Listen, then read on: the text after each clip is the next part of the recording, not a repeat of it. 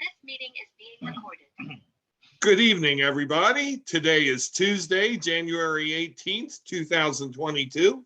You are watching or listening to another edition of Forward Maryland. My name is Bill Woodcock. And I'm Steve Hunt. Good evening, everybody. And this evening, it is a privilege and a pleasure to bring to you the second in our Governor's Series. This evening, we are interviewing former Montgomery County State's Attorney, former Maryland Attorney General, Doug Gansler, Democratic candidate for governor. Doug, welcome to the show. It's great to be here in Forward Maryland. We're looking forward. That's what we're trying to do, and so are you, obviously. I'm going to start with a question that would always be asked from my former co-host as his last question, but it's going to be my first question, Doug. Give us your elevator pitch. 30 seconds, a minute, whatever. Let's imagine it's a big elevator. Who are you and why are you running for governor? Well, I grew up in Maryland. I'm one of the few candidates actually is from Maryland. I live about a mile away from where I went to elementary school, and love the state. Worked in government for 23 years, so I believe in public service. My currency is helping people. We were talking about Forward Maryland, and I think in order to be credible about your Forward Maryland, you have to have a record of accomplishment and experience in the past. So I think one informs the other, because people in your series, you're going to have a lot of candidates that are going to be a lot better looking than me, a lot richer than I am, a lot smarter than I am, but they're not going to have the experience, and they're not going to be the candidate that people think can win the general election in what purports to be a very, very Republican year this year, 2022.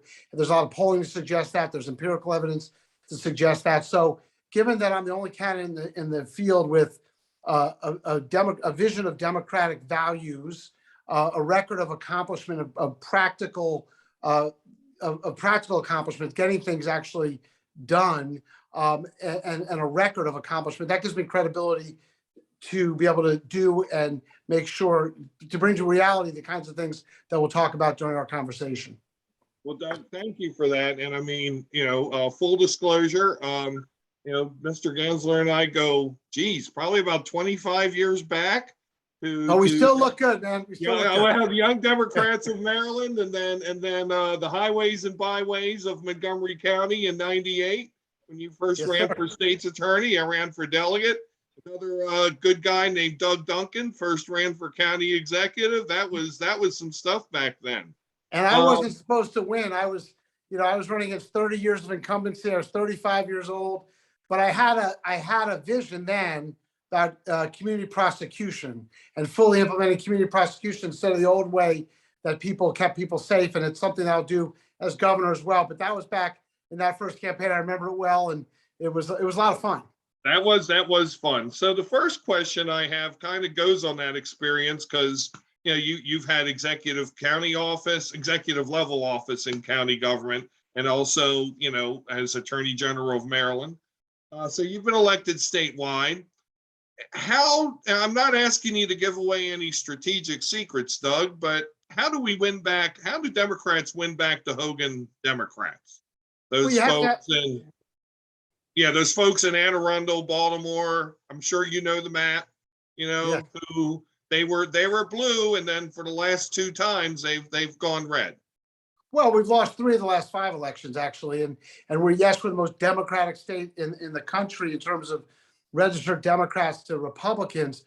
But the issue is, and last time's a great example, in 2018, our candidate was a very nice man, very smart man, but was not from Maryland and had never run for anything. And people don't want that. It certainly was not a time to experiment then. That was in a huge Democratic year, and we lost, the Democrats lost by the biggest margin ever. Mm-hmm. And now we're looking at the biggest Republican year, and you have to have a candidate that, unlike some of my colleagues that are running, I'm not for defunding the police. I'm actually for keeping people safe. And to have sort of those practical values and the real experience. I mean, take an issue, a big issue right now, which is a social issue. I mean, I led the statewide electeds on marriage equality. back then they said, well, let's have civil marriage. I said, I didn't even understand the other side of the issue. I thought, well, who cares? What do I care if somebody wants to marry someone that they love? And so I wrote an opinion recognizing out-of-state same-sex marriage, for which the far-right Republicans literally tried to impeach me. And now we have a similar issue. I argued in front of the Supreme Court.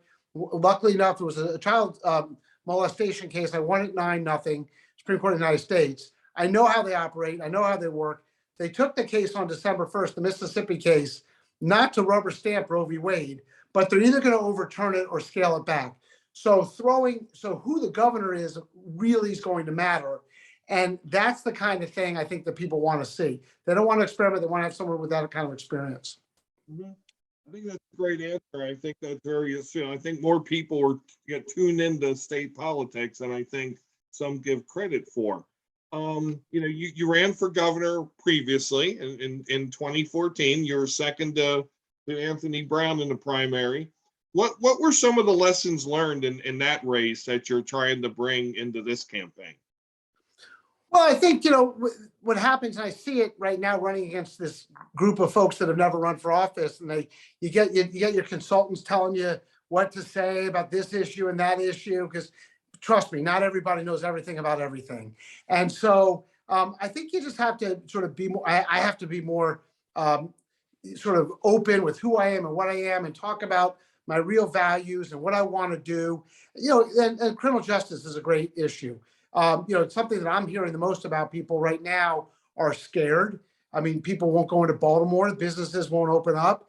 And I have sort of, I was the head of the NAACP Criminal Justice Committee in Montgomery County, started back in 1989, before I had my sons.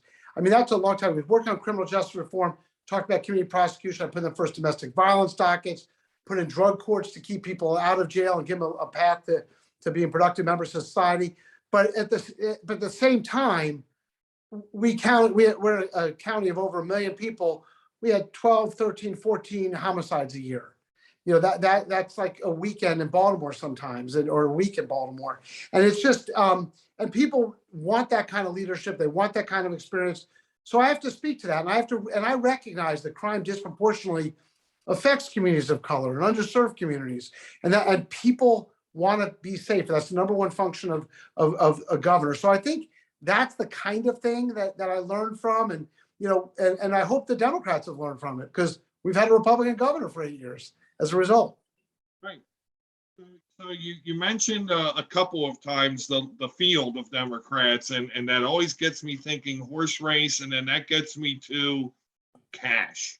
So not asking you to divulge any numbers tonight, but are you happy with where you are right now, fundraising wise? You think that you have enough in the tank to go to June and beyond?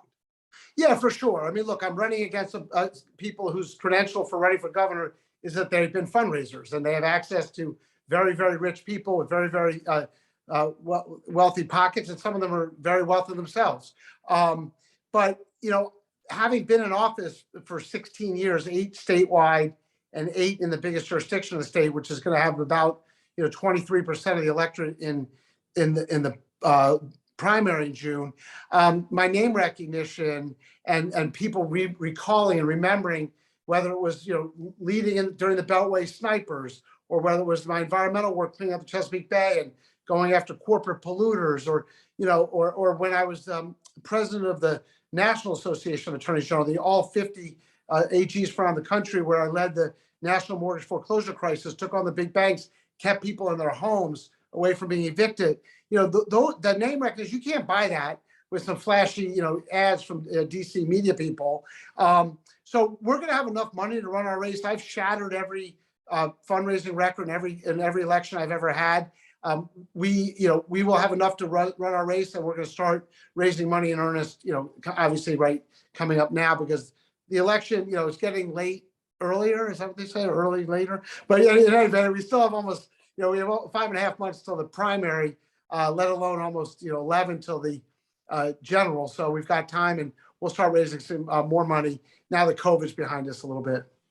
So the last question I have, Doug, and then I'll turn it over to Steve, is, in the fall, I'm sure you noticed, a lot of candidates in the field started spending on new stationery, new signs, and all that stuff because they started adding a second name to everything. But you're, I think, the only top tier candidate who didn't do that. So tonight's a chance to make some news. Are you but you're available, not- Bill? Or I Steve? absolutely am. I Yeah. absolutely am. Get me a couple soft crab sandwiches and we can talk. But Yeah. if not an announcement, what are you looking for in Lieutenant Governor? And when do you think you might have something to say to people? Yeah, no, look, I think folks jumped out on that because most of them had not been, they weren't known candidates. They wanted to get somebody who was sort of known. And so they picked some very, good candidates for their lieutenant governor. The deadline's the end of February. It's, middle of January. So I get texts and calls. What about this person? What about that person? And have you considered this person? This person wants to do it. And so we've talked to a bunch of people. Again, really more in the last, say, month, been starting to focus in on that. I want somebody who I get along with, I like being with, I want to govern with. We see so many times where there's a schism between the governor and lieutenant governor. My mantra in running government for the 16 years I did was hire the best and the brightest. And I always had a strong focus on diversity and equity, and particularly women, people of color, and African Americans, and that's the offices that I, as state's attorney and attorney general, that's what that we did. And we hired really, really good people. So I want to make sure I have somebody that's ready to take over, has run something, not just voted on things. So we'll figure out who that is, and we'll get that out, relatively before the end of February, certainly, but hopefully sooner than later. That sounds like you have in mind a model for a more traditional second executive of the state of Maryland, somebody to be more right hand. I think that's right. That's how the woman who was my chief deputy is when I was state's attorney and attorney general, she ran the day to day, and she knew what I needed, let me know what I needed to know. And the lieutenant governor will have his or her portfolio and areas that he or she is interested in, and obviously want to focus on those and make a difference. Say, look, I've got a job. I'm working for the oldest law firm in America. It's going great. I'm not doing this, you don't get into government for the money. And so I really believe in what I do. And this is, I was sitting outside of Terra Cafe up in Baltimore City. The moment I decided to run I was looking out the window, people that were walking around looking aimless and hopeless and without any optimism for the future, thought, you know what, I can't really completely turn this city around, but I can work with the great folks that are in Baltimore City to help them have the city realize its promise, whether it's access to opportunity and housing and jobs and public health, criminal justice, education. This is what I want to do, and I want to make sure I have somebody that shares that vision and values. Steve. Thank you, Bill. And again, thank you, Doug, for joining us this evening. Really a pleasure to have you on with us. Thank you. Getting into some more policy type of questions. In an August 2021 interview that I read when I was doing some research on you, you talked about the 3 profound crises that are affecting the state of Maryland right now. And you mentioned COVID, climate, and criminal justice.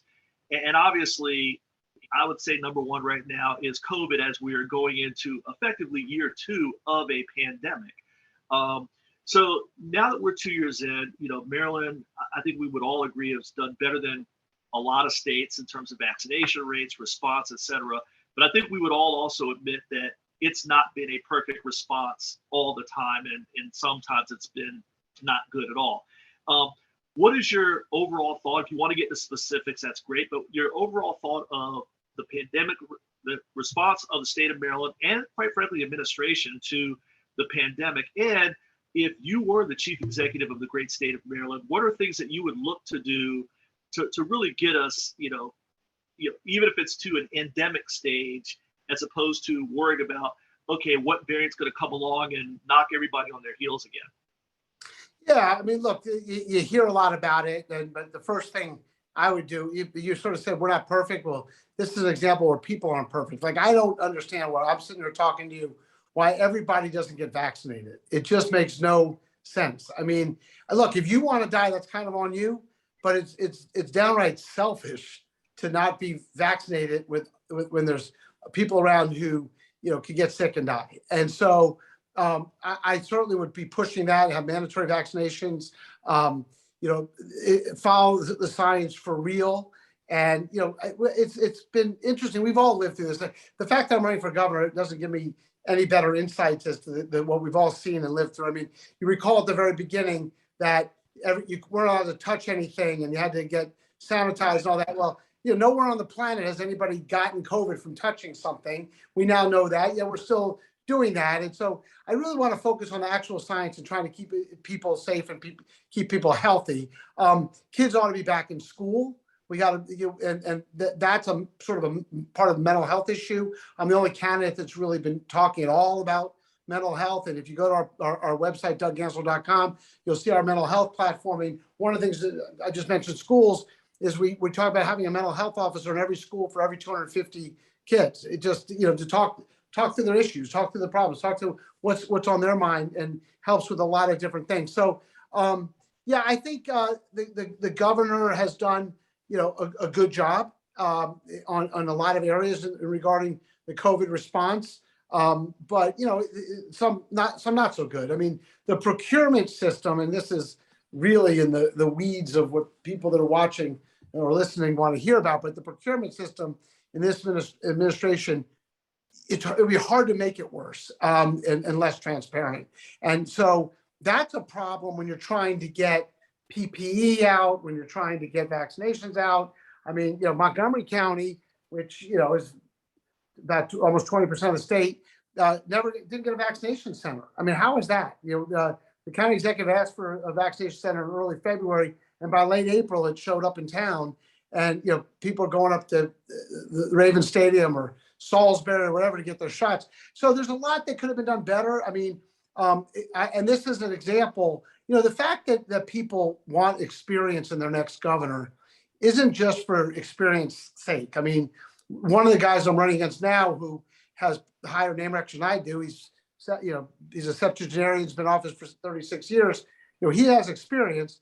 It's not just experience, it's experience in actually running state government and understanding how the levers of government work. And so when you're in a pandemic or you're in a crisis, you need somebody who understands how and has the relationships, not somebody that's rolled into town, but someone that has the relationships to help address that problem. And I think I offer that. Just a quick follow-up to that. You know, your response there, you talked about vaccine mandates, which, you know, no arguments here on that. But I want to also talk about mask mandates. You know, the governor recently declared a state of emergency, but he did not take the extra step of reinstituting or trying to push mask mandates. You know, meanwhile, on the other side of the great river called the Potomac, we have a new governor in Virginia, in essence, declaring war on local governments and school systems by saying, don't care what you guys think. So what are your thoughts? I won't ask you to comment on the new governor across the river here, but just the idea of something is in such a state, you declare a state of emergency, but you don't take all the measures that you should take associated with that. Well, not to get into Bill's wheelhouse of politics, but we ought to take note of the governor across the river, because they just knocked out a great attorney general, Mark Herring, as well. They got a Republican there, and you know, and it doesn't take much. That news should get across the river to what's going on here in Maryland. But in terms of the mask, I mean, look, the weirdest thing about this whole issue that we're talking about, COVID, the pandemic, is when did like living and dying become a political issue? I guess Donald Trump, because, you know, he was a mentally ill, narcissistic dictator, wannabe knucklehead. And so I guess he started it, but it just should not be a political issue. If we need to wear masks, we ought to be wearing masks. If we don't need to be wearing masks, we shouldn't have to wear them. For example, you shouldn't have to wear masks outside because you can't get COVID. It's really difficult to get masks when you're outside. If you want to wear them, absolutely wear them. It should be a choice. But when you're inside, in places during a time, for example, Omicron, when it's spiking, that you ought to have to wear a mask. I mean, it's that simple. Now, in 2 or 3 weeks, it's obviously moving quickly through. if there's a time when you don't need to wear masks inside, so be it. No, thank you. Appreciate that. Yeah, I just wanted to follow up on that. And you're absolutely right. And it's funny, people talk about even at a national level that the messaging is so confusing. It's like, this is an emergency, but we're not going to quite do that. So thank you for the note and just the comment about, it shouldn't be a political issue. It is, it shouldn't be. But Yeah. anyway, again, we talked about those three, really, they seem to be the pillars of your platform. You talk about COVID, and I want to turn to climate because you have a plan, and as I will do with any of the candidates who I find have interesting content on their web pages. You mentioned DougGansler.com there. It's called the Green Maryland Plan, and I would encourage anybody, especially those who are concerned about it, the environment, whether it's environmental justice, resiliency, et cetera, to look at this plan. It is about as aggressive a plan as I've seen, certainly at the state, local level. And you talk about investments in so many things. I'm looking at my list here, my notes here. You talk about fleet conversion, wind turbines, microgrids for state and local locations, light rail. I mean, it's a whole menu of things that help us in the way of resiliency and just.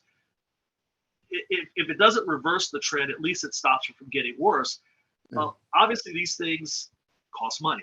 It is what it is. I mean, and it's an aggressive plan, and so it's going to have probably an aggressive price tag. So what do you say to those who say, Doug, this is awesome, but how are we going to pay for this in this day and age where budgets have challenges? Well, I'll give you an example of one you missed. I don't want to criticize my host, you, for missing one of my favorite things on Green Maryland, but it's actually one of my pet peeves. So 2 billion pounds of chicken manure goes into the Chesapeake Bay each year. When I was Attorney General, I was able to spearhead legislation to get arsenic taken out of chicken feed. So when that chicken poop goes into the water, it no longer has arsenic in it, thankfully. But we still have 2 billion pounds of chicken manure going into the bay. We ought to be supporting our watermen. We ought to be supporting our agricultural industry. And so here we have an opportunity to take that 2 billion pounds of chicken manure, convert it into power through a power plant on the Eastern Shore, which provides energy to folks. Does that cost money? Maybe, but it provides, you're selling the energy. So it should be a zero-sum game and certainly a zero emissions game. And so I think that's the kind of thing that helps. So putting wind energy off, putting wind off of Ocean City. Well, it costs money to build, for the people who are putting the turbines in, but it'll make clean energy and cost less, and you'll reduce the cost of climate change. I mean, one of the things I'm doing in the private sector right now is I represent the state and work with a bunch of states suing the fossil fuel companies over climate change and getting them to pay their fair share on going forward in terms of alternative sources of energy. Electric vehicles, great example. They're the private sector is literally and figuratively driving the movement. I mean, GM is only going to make electric vehicles starting in 2030. You walk outside your house after this conversation and tell me where your charging stations are in your neighborhood. I mean, they're not there. And to create an infrastructure for electric vehicles, will that cost money? Yeah, but the people making electric vehicles can pay for that. So it's really having a recognition and an experience in terms of management, getting things done, working with the companies, not being against businesses, instead supporting our small businesses, trying to attract businesses and jobs to Maryland, and you end up with a win-win-win. The other one that I want to mention real quick, Steve, from our Green Maryland, I appreciate you looking at it because I'm an unapologetic environmentalist. I do think environmentalists can work with agriculture. I think that's a false choice, and with businesses. But one of the ones I want to mention is the moratorium on sprawl, basically in the Chesapeake Bay watershed. But sprawl, the smart growth concept is something that we absolutely need to have. I mean, one of the reasons why Ron Young, the state senator from Frederick, endorsed our campaign was because we're both for putting a conference center in downtown Frederick. It's the biggest city in America without a downtown hotel. And unless you just don't like, three little pigs who want to blow all the houses down, if you're going to build a building, it ought to be in the middle of downtown. So we got to get rid of sprawl and build with smart growth. And of course, mass transit, as you alluded to, is part of the solution. The red line, the purple line, the southern light, the light rail in Southern Maryland going from Branch Avenue down to Waldorf, and high-speed buses. And there's a lot we can do that does cost money, but you get it back. No, I appreciate that. And you mentioned the wind turbines, and obviously as an attorney, I'm sure you've been in plenty of mediation sessions, and that would take some doing for our friends down in Ocean City, where there is obviously an ongoing dispute about those wind turbines as far as how far out, and I know there's a lot of that going on there. I don't understand it. I mean, the closest are 11 miles in, the furthest are 13 miles out. I mean, you can't see them. They're little specks of you see boats go by, yet you have a power source, a clean power source for the Eastern Shore. I just don't even get the other side. And it's not taxpayer money, it's the corporate money. It just doesn't, I don't understand the other side of that argument, but yes, there is a discussion, something new. Yeah, absolutely. Absolutely. Okay. My next policy question, the timing could not be better. We are sitting here on the day after we, celebrate and commemorate the birthday of Reverend Dr. Martin Luther King Jr. And, you had a great quote. And by the way, I appreciate you being not one of those people who immediately goes to the content of their character versus color of their skin. If the next person who puts that quote, especially if there's somebody who doesn't believe anything else that King ever said in his 39 years of life, I may just have to scream. So thank you for putting up a quote that really captures his essence.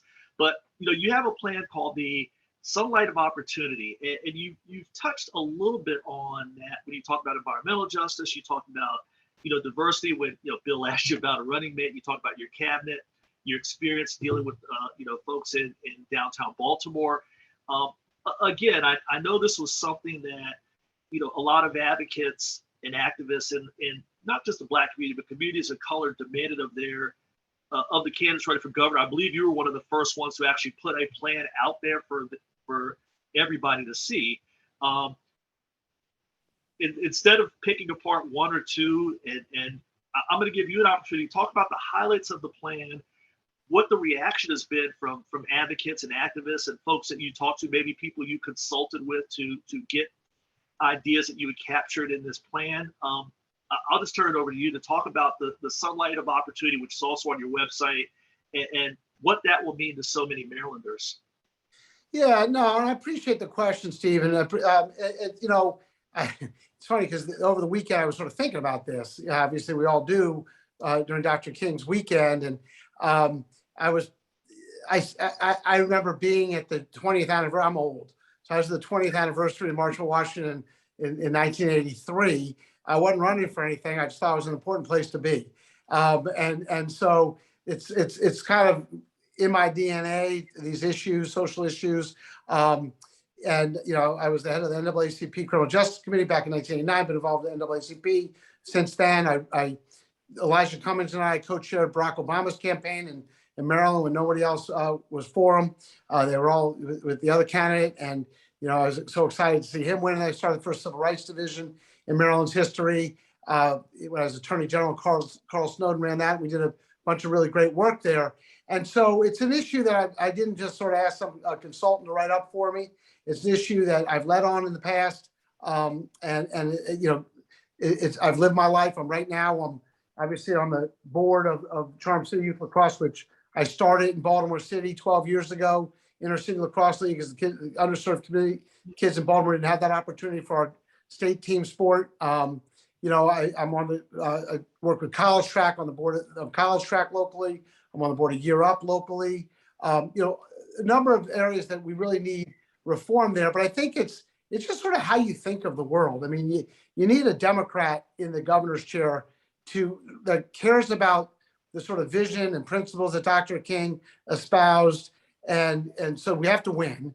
And then somebody that's had a history of actually making things work to help. But the biggest thing is to make sure that we're constantly, and speaking of, content of your character things you hear about, you hear about diversity, equity, and inclusion. I always just talk about talent, tapping the talent of every Marylander, whoever they are, wherever they're from. and that's sort of what we're talking about on our website, the Sunlight of Opportunity.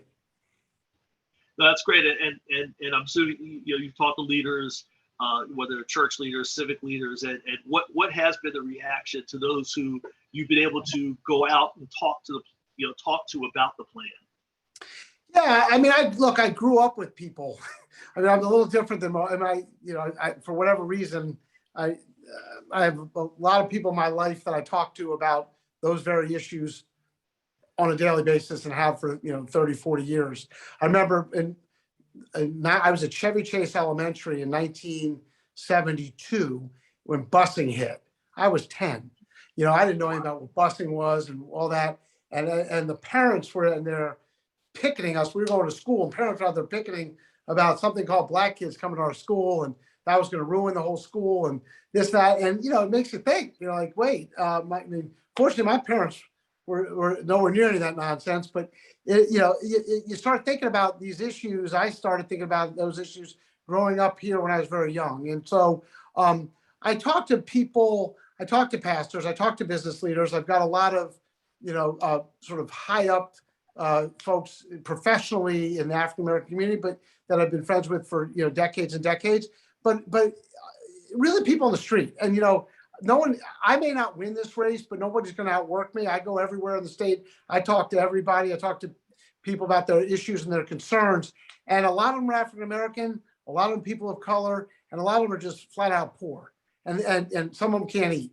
And so when you hear that, those are the people that need a governor. And so those are the people that I enjoy speaking with and talking to. And that's where I get my ideas from. It's not much more complex than that. It's not from some, a PhD treatise. It's talking to real people about real things and then trying to fix them and help them fix them. With that, Bill, I'll turn it back over to you to fire a few more out there. I have a couple more questions, but I will say that It has been nice to actually starting to talk to candidates who actually give a damn about the people of Maryland who are running for governor, as opposed to whatever somebody who's in there now cares about. I'm not altogether sure about that. Well, try Baltimore. Talk to people in Baltimore about who's in there now. That is unbelievable. What's going on in Baltimore right now? If you haven't been to Baltimore in the last 2 or 3 years, you need to go see what's going on there, because DC's had its renaissance, Philadelphia, Detroit, all these cities, and Baltimore's left behind. They talk about 350, 400 murders a year.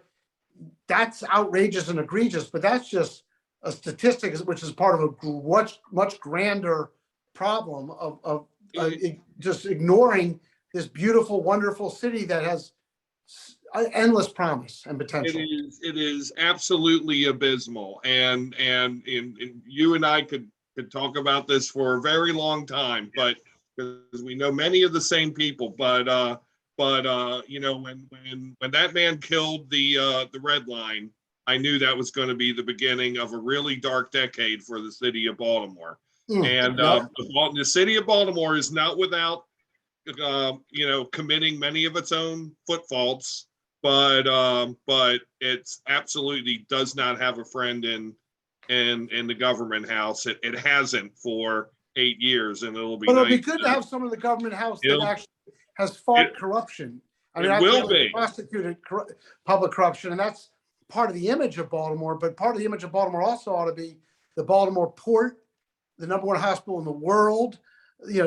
Tech pods up there. I mean, it's an amazing city. And getting back to the people, just sitting down with people. There are so many people that just live, breathe, and die Baltimore, and just want to be part of the solution. So anyway, I'm excited about working with those folks. No, it'll be great. Well, corruption is kind of where I was going with my next question, but from another standpoint. When you said corruption, Bill, I was going to jump in, so I think you're going to go where I'm going to go there. Well, we'll see.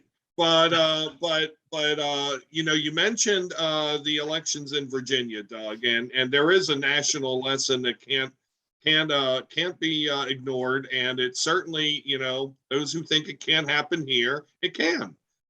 Which is the entire forgetting that we have democracy in this country and in the various states.